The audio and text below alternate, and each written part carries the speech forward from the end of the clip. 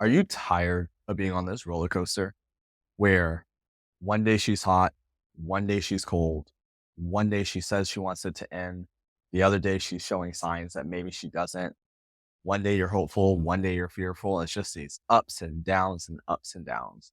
Well, in this video, I'm going to use a simple trick to help you regain back some of your control so you're just not so all over here every day.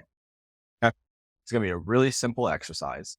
And I want you to go ahead and go grab a sheet of paper. So you can go write this or your phone, your notebook, something to do this exercise along with me so you can get the instant benefit from it. And while you're doing that, what I'm going to share with you on this video is an understanding of control and influence.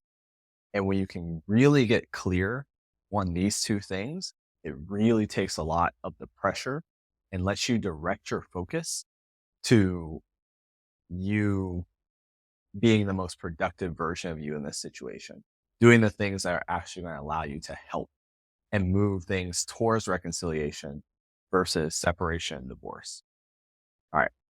So the first thing I want you to do on your notes is make two columns. On this side, I want you to write can control. On this side, I want you to write can't control. And sounds pretty obvious, right?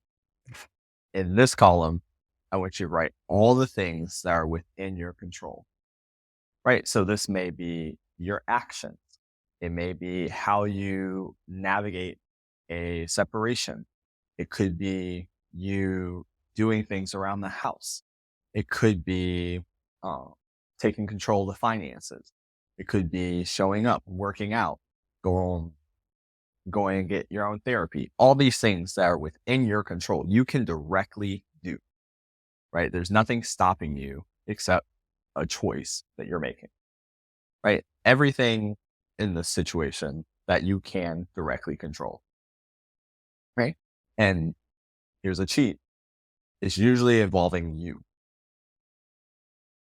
Now, in the other column, can't control, list all the things you can't control. For example, her treating you well, her opening up, her wanting to come back, her not leaving, her attitude, her friends, her family, her lawyer, all the things you can't control. And going back to the other one, what you might realize is it's usually almost exclusively going to be other people, things outside of you, right? Those are all the things you can't control. All the things you can control are within you. All the things you can't control are outside of you. So take a moment and fill out these two columns. You can pause this video and then circle back. Okay. So now you have your two columns. The can control, pretty easy. Put the majority of your attention here. The can't control, put little attention there because you can't control it. Why would you focus on something you can't control? Right? I don't put my attention on the weather out in Africa or Japan, right? Because I can't control it. Why would I put any energy or attention there? Right?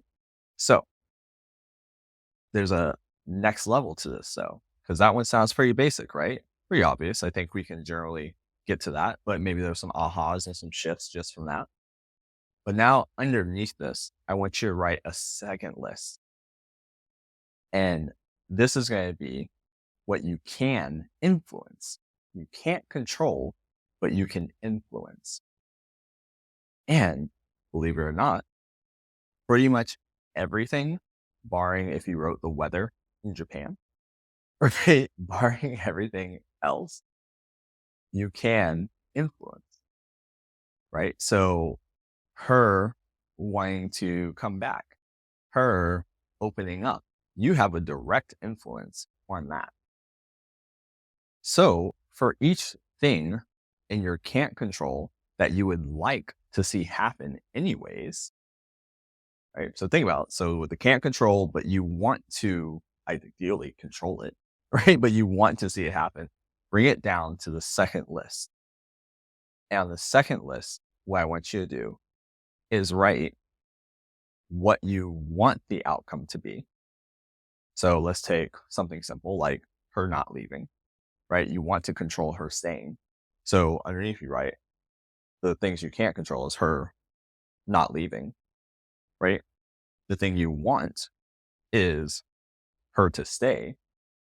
And now underneath that, I want you to write all the ways you can influence that. You can't control it, but you can influence it and list all the ways. So, showing up, helping out, taking responsibility for where you are, asking for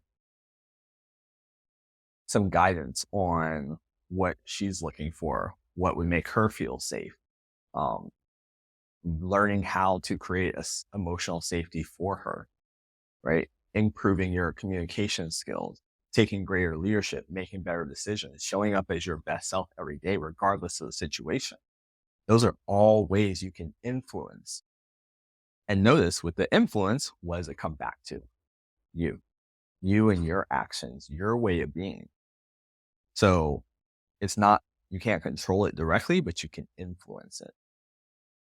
And this is a great exercise to redirect your focus because we spend so much time focused on the things that we can't control, wanting to control it. You can't. My clients come to me because they want control back of the situation and you can't control it, but you can influence it. And this is a game of influencing, and you influence by becoming the best version of yourself, by showing up in your fullness in the way that she needs, where she believes that you're a man who the future is going to be better with than without. That's how you turn it around. And this is a simple exercise to help repattern your brain so that you're focused on the things that are actually going to matter. Okay. Hopefully that was helpful. If you need more tools and tips and suggestions like this, I'm dropping some links below this video to support you. And I wish you the best. You got this. Peace.